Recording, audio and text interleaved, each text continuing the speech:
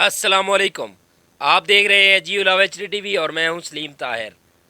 ایک نظر ڈالتے ہیں آج کی نیوز پر. چترال ایئرپورٹ روڈ پر تیزی سے معیاری کام جاری. بہت جلد یہ سڑک پختہ ہو کر اس پر چلنے والے لوگ خوشی محسوس کریں گے. ایگزیکٹو انجینئر محکمہ CNW. مزید تفصیلات گل احمد فاروقی کی اس رپورٹ میں. چترال ایئرپورٹ پر کام تیزی سے جاری ہے، جس سے نہ صرف مقامی لوگوں کو بلکہ ملکی اور غیر ملکی سیاحوں کو بھی سفر میں آسانی ہوگی. اس سڑک کی پختگی پر جون میں کام شروع ہوا تھا، مگر کرونا وائرس کی وجہ سے پورے ملک میں لاک ڈاؤن لگ گیا اور اس سڑک پر بھی تعمیراتی کام متاثر ہوا. محکمہ کمیونیکیشن اینڈ ورکس یعنی CNW کی نگرانی میں اب ایک بار پھر اس پر کام کا آغاز کر دیا گیا.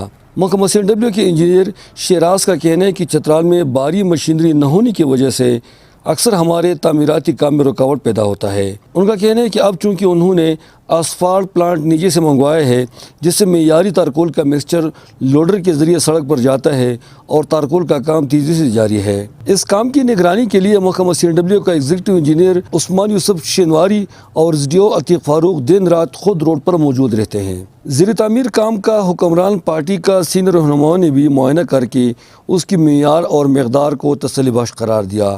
اس سڑک پر گزرنے والے لوگ اس کی تعمیر پر نہایت خوش ہیں. تعمیراتی کمپنی کی نمائندہ کا کہنا ہے کہ بعض لوگ سستی شہرت کے لیے منفی پراپیگنڈا کر رہے ہیں. کام رک گیا اور ٹھیکیدار بھاگ گیا. حالانکہ فیور مشین کے موٹر میں فرق آیا تھا اور کام بدستور جاری ہے.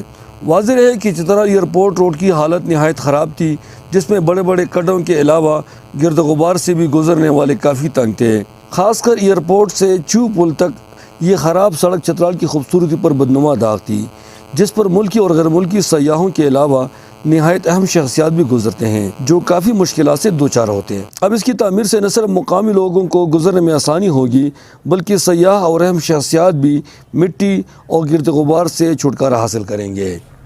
گل احمد فاروقی، جیو لاو نیوز، چترال.